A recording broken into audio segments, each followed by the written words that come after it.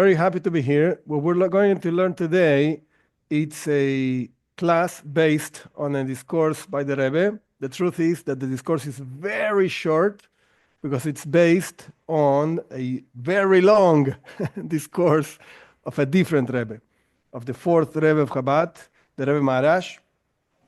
Rebbe Shmuel was his name. What we're going to learn today, it's something that is called a remez. I would call it, or a drush. Remez means an allusion, that something in the Torah alludes to something else. What does that mean? This is not the only explanation of this particular subject, and this is not the simple explanation of this subject. And you'll see as we move on. A drush, drasha means an allegory, a teaching, usually means something that leaves a lesson. An allusion not necessarily leaves a lesson, it's just connection between two different ideas. But a drush, a drasha, usually leaves a lesson. So in this particular case, maybe it's a combination of both methods of learning Torah. So with no further ado, let's start, and I think you will see maybe one more introduction. I'm sorry, one more introduction. I think it's important. We're going to learn about the altar. In this particular parsha, we'll learn the reading of this week is called Re'ei, and it talks about sacrifices. Where can you do sacrifices? Where can you not do sacrifices? Specifically talking about Jews. It's not talking about non-Jews, not in this particular parsha regarding this issue. Today, we don't have a temple. The temple is occupied. The place where the temple should be, it's occupied with something else. I don't want to go into details, but we don't have a temple. And the Rambam actually says, even if we had a temple, even if we don't have a temple, if we had the place of the altar, the exact place where the altar was, we would be able to bring offerings. But the truth is, we don't have this. We don't have a prophet to tell us where the altar was, and so on. So we don't bring offerings. What does that mean? It means that for whatever reason, God doesn't want right now our offerings. He wants us to learn from the different ideas regarding the offerings to our service to Him now, in this particular new age, so to speak. The truth is, if the temple is built right now and this is what we are expecting, we would bring offerings and so on. But right now, let's take a picture of this moment. Now, there's no temple. Does it mean that I can't serve God with the lessons and teachings and so on that the temple actually had? No. It means you cannot bring a physical animal to the temple, but you can bring yourself, and you can bring and serve God in as we're going to learn, a particular way, as we did in the temple. Having said that, I'm not going to discuss right now sacrifices for Bnei Noach, because I think it's such a weird thing and very simple thing. Let's not do this. I don't think it's a good idea. But without discussing this, let's move on into the teaching. Now, over here, you will see two verses. I put it in Hebrew and in English. For whomever knows Hebrew, fine. If you don't know Hebrew, don't worry. That's why it's in English also. And the Torah is in Parshas Yisro. It's right after the giving of the Torah. The Torah tells the Jews to build an altar, Mizbeach. That's what it's called, Mizbeach, the altar. And if you see the two verses, if you read it very quickly, you will see something strange. I actually underlined it. The first verse says, make for me an altar. Like, it's an order, go do it. I didn't ask you if you like it or not. And the second one says, if you make an altar for me, blah, blah, blah, blah. So wait a second. Is it an obligation or not? From the first verse sounds, it is an obligation. From the second one, it sounds not so much. And they're talking about actually these two verses about two different types of altars. The first one talks about an altar of earth. Mizbeach Adama, whatever. An altar of earth. And the second one talks about Mizbeach Avanim, an altar of stones. So we see from these two verses that there's something going on over here. if you're talking about an altar made of earth, go and do it. No question, no conditions. And if you talk about a mizbeach, an altar of stones, there are conditions. Why? What does it mean? And of course, what's the lesson for us? Okay, let's move on. First of all, as I mentioned in the introduction, we can't bring offerings today. We don't know where the altar was. We know where the temple was, but there's something occupying the space. So we can't bring an offering. And that means that we have to find, and our sages actually write a lot about this, spiritual teachings, lessons from the altar and the temple and so on. There are so many. We're just going to talk about one particular issue. What's the altar? What does the altar teach?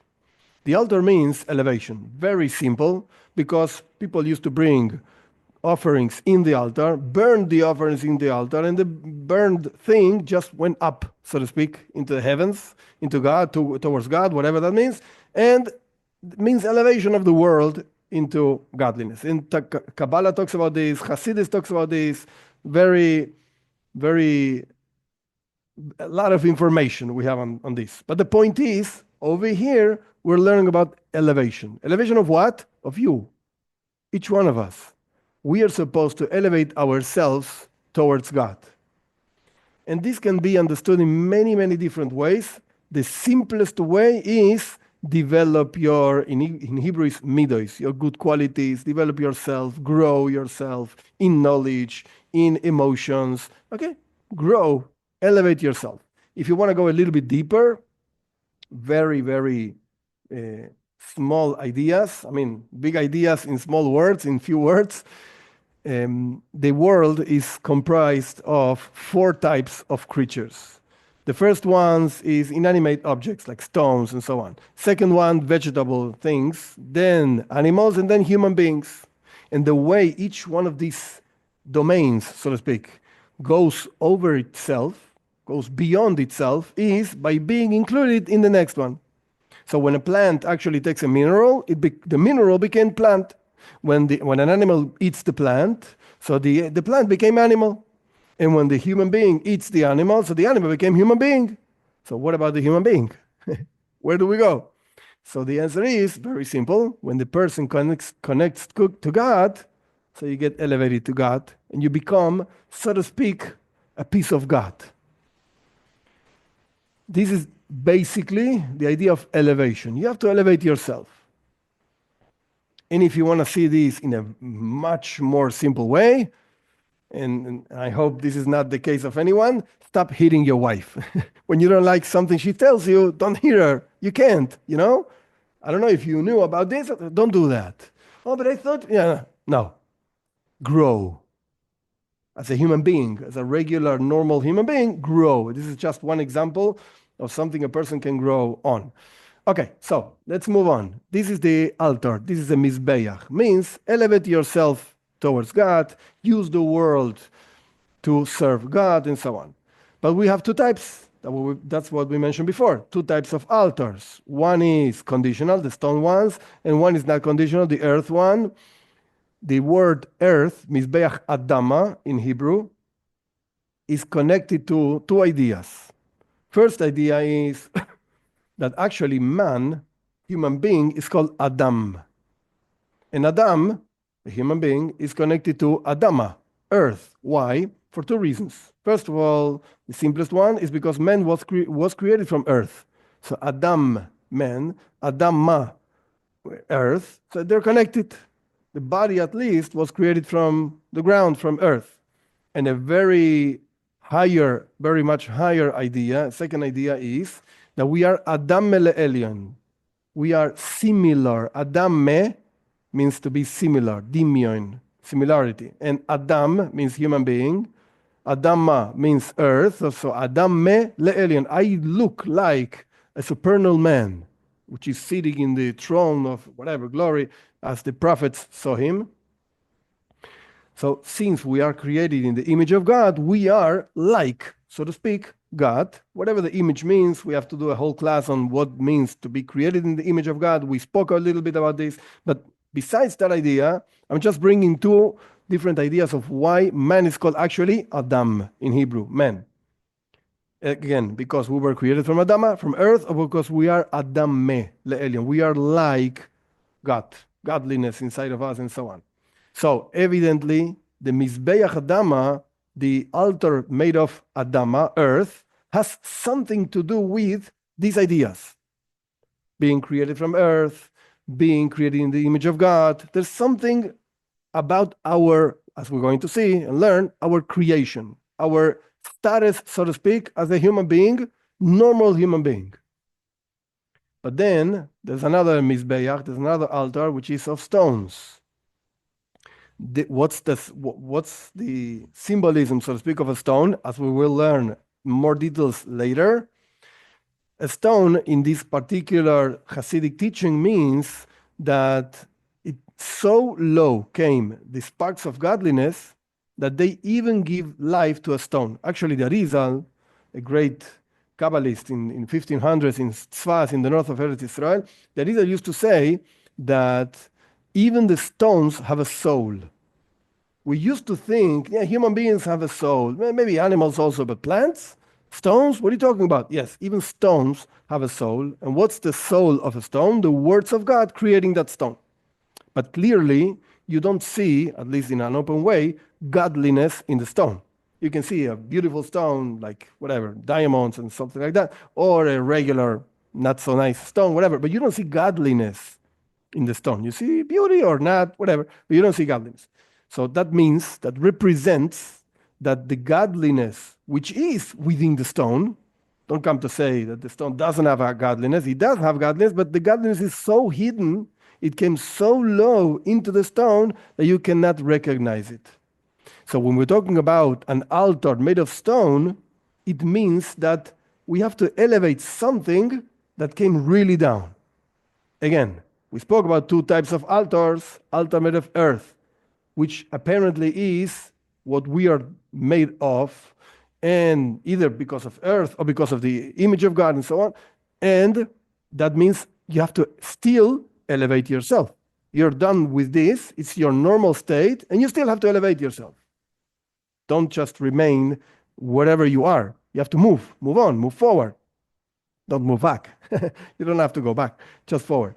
Like the bicycle, it's a famous example. Judaism is like the bicycle. You just can go forward. You can't go back because there's no way of going back with the bicycle. And if you want to remain in one place, you fall. That's it. You can't remain in one place. It's a famous example of what Judaism is like, the bicycle. Okay, so having said all of this, again, two types of serving God, because we're talking about altar means elevation, earth or stone.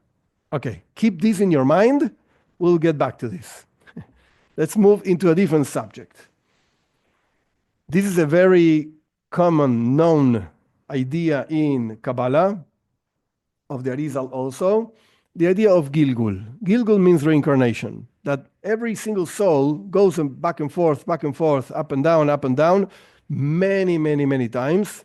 The truth is that most of us, and that includes Jews and non-Jews, most of us are megulgalim. Megulgalim means we already came back and forth so many times, sometimes doing what we have to do, but we missed something, so we come back.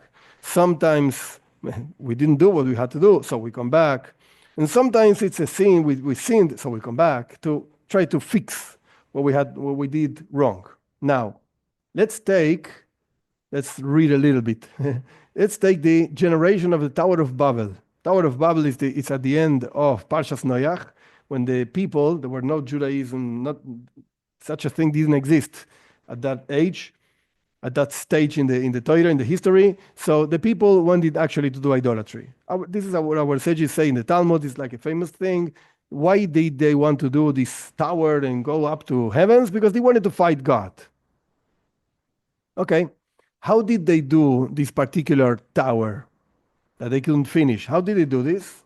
The Torah says, let us build a city and a tower with the city with its top in the sky, and let's make a name for ourselves. This is where our sages learned this idea of making a name. They wanted to use the name of God to do idolatry. That's what our sages say in the Talmud. This is the way, I put it in Hebrew also, they decided to start building, actually, this tower.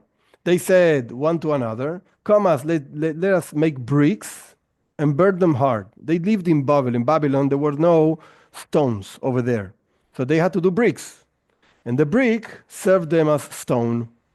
This is what the verse says. Bricks and stones, basically, in this particular place, is the same. They use the bricks as stones. And the way the Torah says it is a very special wording.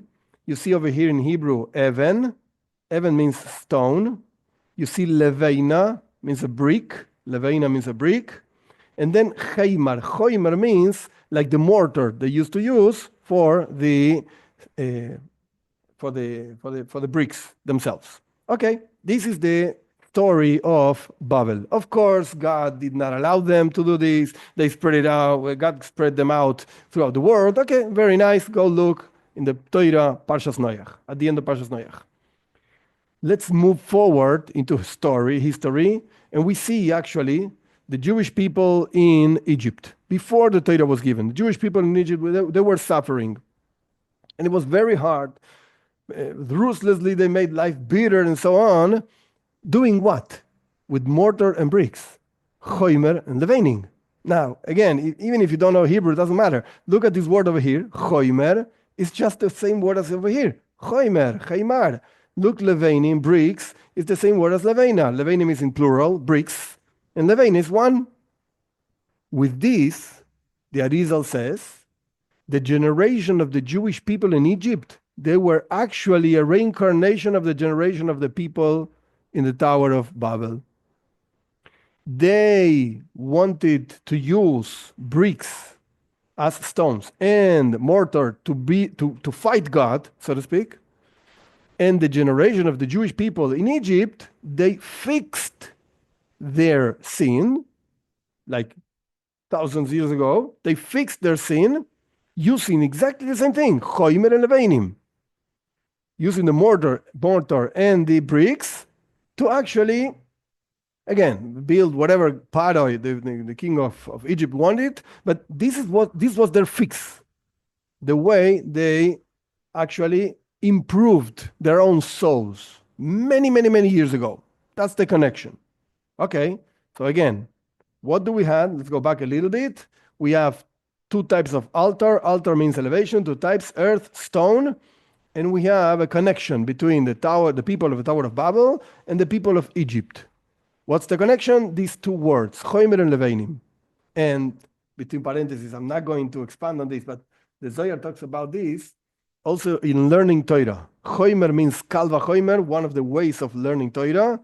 And levainim means libun hilchosa, the making white, that means refining the law, finding out the law. So today and this is what we're going to see this later, much later in the discourse, today we are also fixing what they did before, both in the times of Egypt and the times of the Tower of Babel.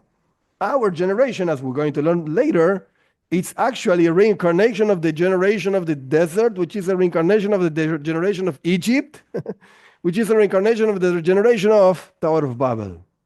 And we're still fixing this, choimer and levainim, but we do it learning Torah, deeply engaging in learning Torah. And they did it with bricks and so on. And okay, as we're going to learn. Okay, let's close parentheses. We're not going to go back exactly to this Torah thing. Let's move on. So again, this was, okay. I moved back. Let's move on. So again, this is just a copy of the same verse. They used the bricks, and the bricks were as stones. What means a stone? What's a stone? Let's take this in a deeper way of understanding. Sefer Yetzirah is a book. Nobody knows who wrote it, actually. Some people say that actually Avraham Avinu wrote it. Nobody knows. But the point is, it's a Kabbalah book. It's a philosophy book. Interesting, difficult book to learn. Short and difficult. But over there it says that two stones build two houses. What does it mean with a stone and a house? Over there, the idea is that each letter, like in speech, is a stone. It's like a stone. Just as with letters, you build words, With stones, you build houses. A house is a word that contains an idea. And the classical example is, I put it over here because it's the easiest one, two letters build two houses. With two letters, you can only combine it in one way or the other. You can't more than that. So these two combinations actually mean two words. Av, over here, means father, and ba means comes. So again, two letters build two houses. I mean, two stones build two houses, two letters, two words, two possible words. So having said all of these, now we understand what a stone means. A stone means a letter. A letter.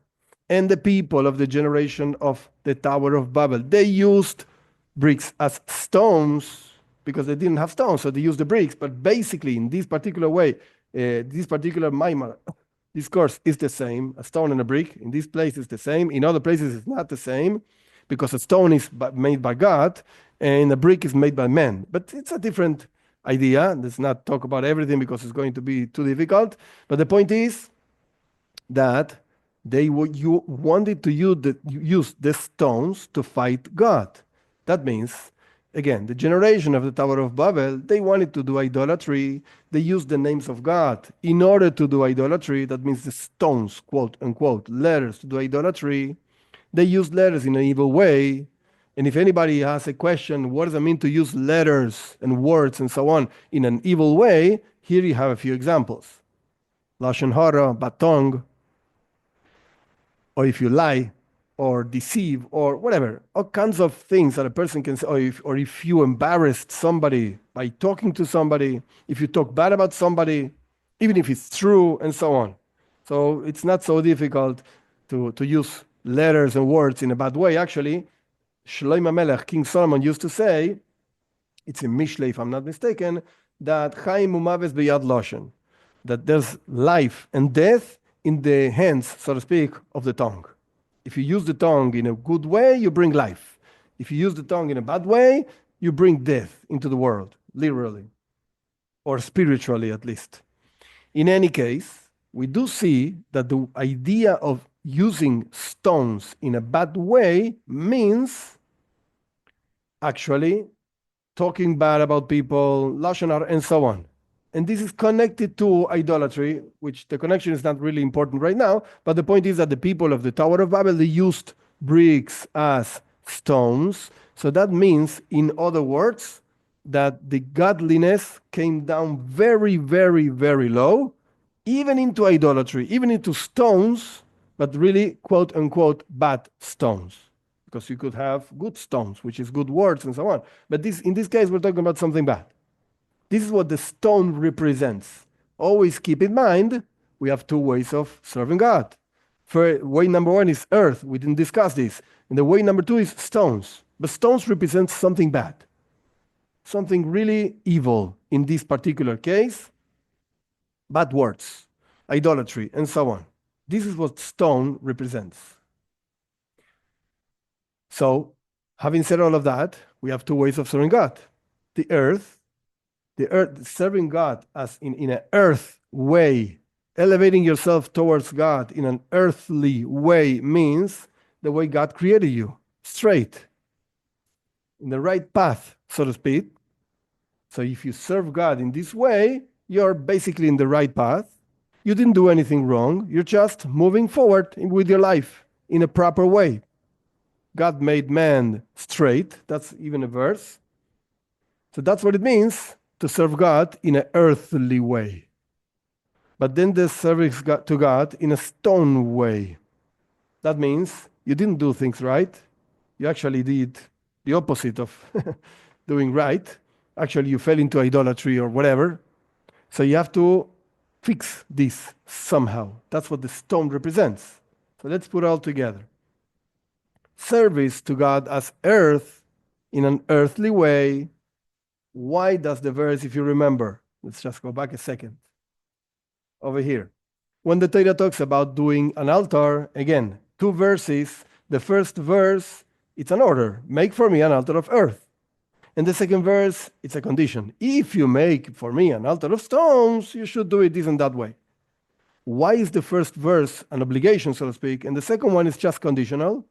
Let's go back, forward, back to the future. Because in the service of God in an earthly way, everybody has to do this.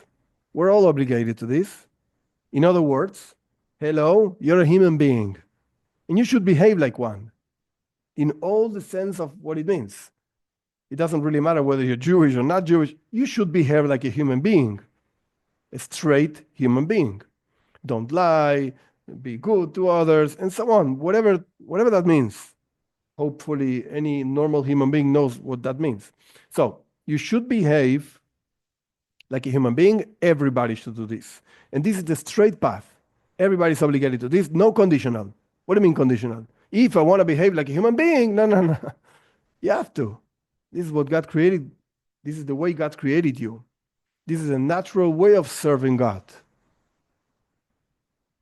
However, you can only behave this way within permissible limits. What does that mean?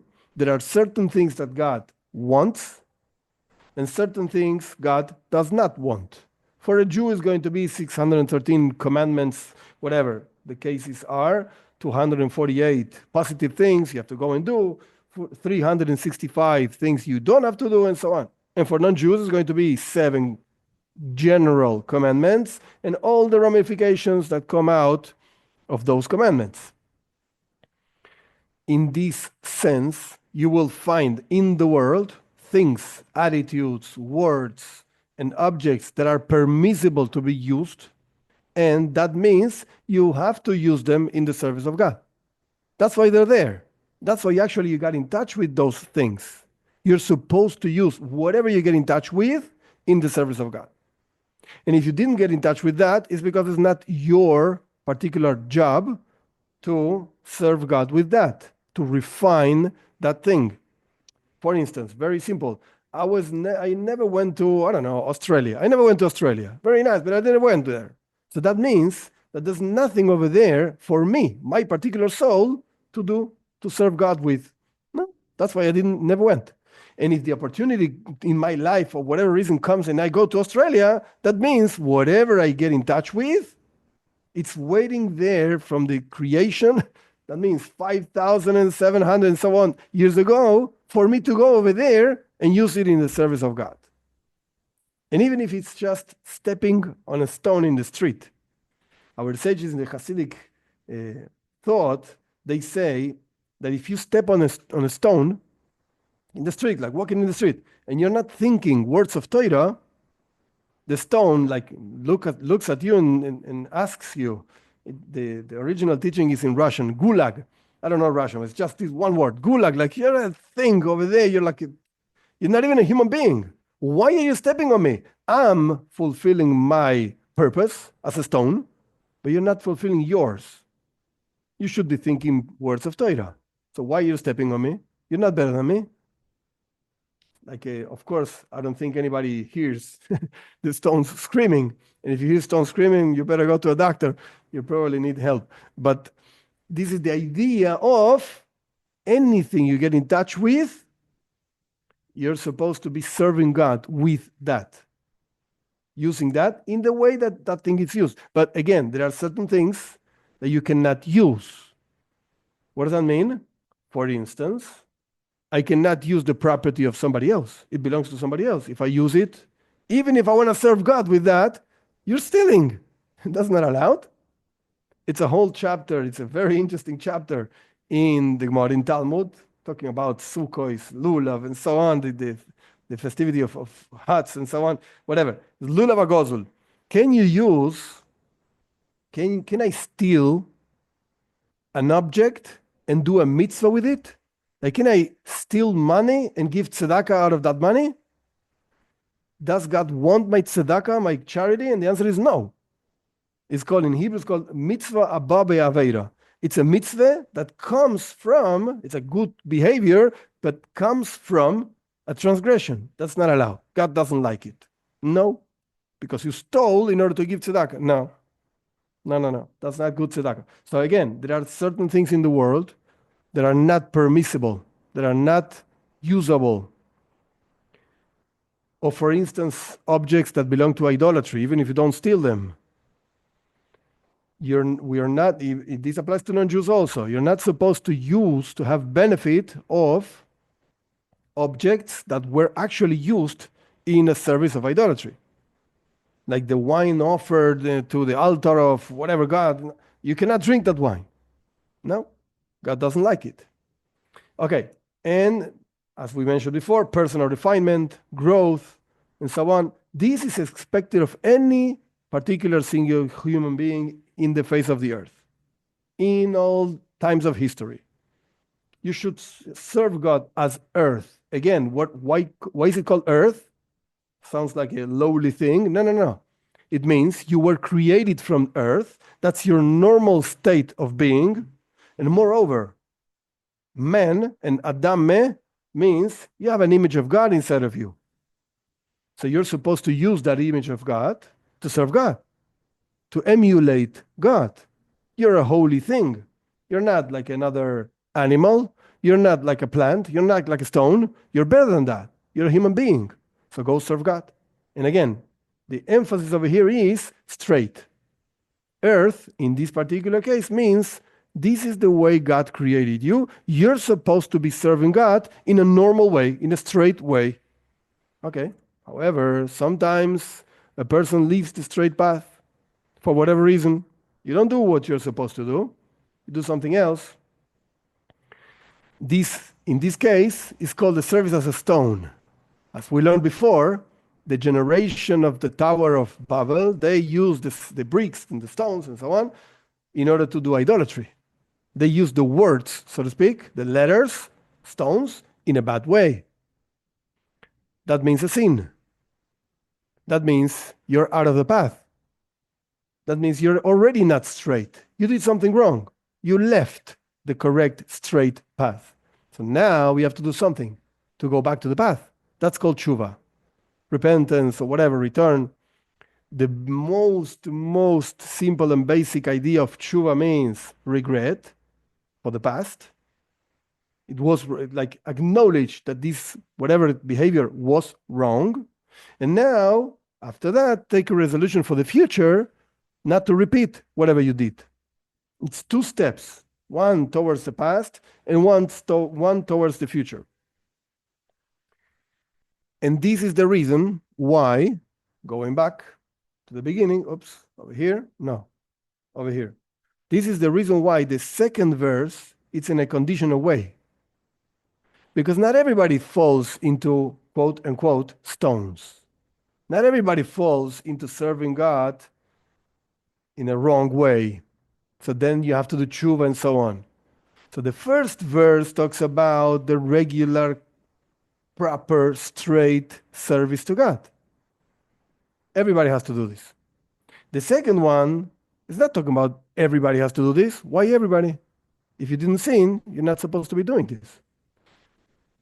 Parenthesis, the Zohar brings an idea that the Mashiach is coming, li'asava tzedikaya b'tiyuvta. In Aramaic, it says to make even the tzaddikim do tshuva, the righteous person to do tshuva also. What does that mean? If they didn't do anything wrong, why did they have to do tshuva? So one way of understanding this is that maybe a person could do more, but he didn't, or she didn't, whatever. It's the same thing. And therefore, a person has to do tshuva even for that. And a deeper explanation, tshuva doesn't mean only for sins. Tshuva is getting close to God. That's why I actually wrote in the translation of the word tshuva, either repentance, which means you did something wrong, or return. Return means reconnect to God. As human beings over here, we are born, as we mentioned before, straight and earth and Adam el Elyon, we have the image of God and everything is nice, but the truth is that we feel a certain disconnection from God. And occurrences in life, things that happen to us, they make us feel even further and further from God. And sometimes we have to just reconnect, return, go back to feel connected to God and do things to connect us to God and so on. So again, this service as a stone, what it means is a person did something wrong, resembling the idolatry of the Tower of Babel, stones, bricks, and so on. And that's why it's conditional. This type of altar, this type of elevation to God, toward God, it's conditional. If you don't need it, so you're not going to do it. Now, very nice. We explained the altars, elevation, two types of elevation, earth, stone, idolatry, and so on. Words, who are we and what are we? At the end, the Bible explains that we are actually the generation of, that's what it's called, the hills of Mashiach. Ikves de Mashiach. That's what it's brought, what it's called. Ikves de Mashiach, the hills of Mashiach. Which means we are the generation, the Rebbe spoke about this many, many times, we are the generation that has to actually accomplish the coming of Mashiach. And this generation, interestingly, it's a reincarnation of the generation of Egypt, which we mentioned before, that itself was a reincarnation of the Tower of Babel. That means that after all, we are a reincarnation of the Tower of Babel, of the people of the Tower of Babel. That's what we are. That's who we are. And we have the, so to speak, the mission, the task of bringing Mashiach. That means that we have the power of using our quote unquote stones, our words, our thoughts, our deeds, and so on, to fix what they did wrong. They used the stones to serve idolatry, and we have the power of using our stones, so to speak, to serve God, to reveal godliness in the world. And this can be done in many, many different ways. One way is in a very global, so to speak, way. Okay, make websites and YouTube and classes and blah, blah, blah. That's very nice. So the more that people see this, the more you spread out godliness and goodness in the world and so on. That's good. That's good. And we're all doing this. Fine. But there's deeper than that. Even if you're not the rabbi of whatever place you are, and you're not the one doing videos in whatever place you are and so on, but you can use your words within your own home to speak nicely to your children. And if you don't have children, to your wife. And if you don't have wife, to yourself. Have nice thoughts. Think better about people. Think better about the world around you. That means using stones, but in a positive way. Those stones that were used thousands of years ago by other people, that we actually represent those people, but in a good way. And that's why, again, these two verses that resemble stone and earth and stone, they represent these two ways of serving God, the regular way we should serve God, as I explained before, and the way to serve God if you did something wrong, if you went out of the path, how to go back into the path, tshuva and so on, stones, in both ways. But the first one is everybody obligated, and the second one, not everybody is obligated. And the point is, why do we bring this idea? Why does the Rebbe bring this idea of our generation being a reincarnation, Gilgul, of the Egypt generation, and the Egypt generation being a reincarnation of the Babel generation, and so on? The idea is very simple. Don't think this is something somebody else has to do. No, this is ourselves. And again, the Rebbe mentioned so many times that our generation is the one in charge of bringing Mashiach. And this is also why, interestingly, I wrote this in the name of a medrash, etc. The Rebbe brings it very shortly in the discourse, that Moshe Rabbeinu is the first redeemer and the last redeemer. What does that mean? Moshe Rabbeinu was from Shevet Levi, from the tribe of Levi. And Mashiach is from the tribe of Yehuda. So Moshe cannot be the redeemer. It doesn't make any sense. Maybe he was the first redeemer. He took us out of Egypt, but it's not the last redeemer. What are you talking about? And the answer is an aspect of Moshe Rabbeinu. Not he himself. Which aspect of Moshe Rabbeinu? As I mentioned before, Torah. Learning Torah. It is our learning of Torah what redeems us from our own limitations, which shows us the path how to grow in personal growth, in religious growth, and so on. That aspect of Moshe Rabbeinu, that's the Redeemer. Actually, our sages explain this in the Mishnah. Pirkei Avos, the Ethics of Our Fathers, has 5 chapters, only 5 chapters. And with time, they added a 6th chapter, another one. Why? Because the custom is to learn one chapter of Pirkei Avos, the Ethics of Our Fathers, from the beginning of the summer, so to speak, basically, from the beginning of the summer up to Rosh Hashanah. We learn Pirkei Avos, 6 weeks. But the truth is, again, there are 6 weeks, not 5. So from Shavuos from the beginning of the summer, which is Shavuos, to Tisha B'Av, not Tisha B'Av, wait a second. I'm missing, wait a second. I'm missing one thing. Let's check it up. So I say it properly. Just a second. Wait, what is this? Okay, over here. No, I said it wrong because we in Chabad have the custom of saying it up to Rosh Hashanah. But it's not the general custom. In Pesach and Shavuos. Oh, that's the mistake. Okay, let's go back. The custom is to learn Pirkei Avos, the Ethics of Our Fathers, from Pesach up to Shavuos. And there are 5 Shabbosim. 6 Shabbosim, I'm sorry, 6 Shabbosim. But Pirkei Avos has only 5 chapters. So then our sages added a 6th chapter of Pirkei Avos. Over there in the 6th chapter, it says, one of the ideas that it says is that God gave us luchos, God gave us the tablets where the commandments are and so on. And the Torah says that the words of the commandments in the tablets was actually ingrained. It's actually carved into the tablets. The way the Torah says is chorus ala luchos. It was carved into the stones when Moshe Rabbeinu came down from Mount Sinai and so on with the stones. But the way it's written, it's weird because it says, instead of charus, it says cheirus. You could read freedom. Cheirus. Don't read charus, which means carved. Read cheirus, which means freedom. That means that there's freedom into learning Torah. And if any non-Jew is going to say, yeah, but I heard that we cannot learn Torah. Wait a second. No, that's not true.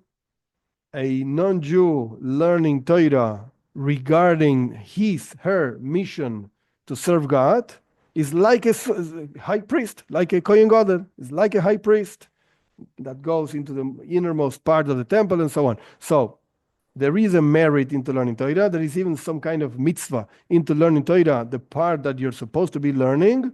So that learning is what actually gives you freedom, what actually develops you and brings you closer to God.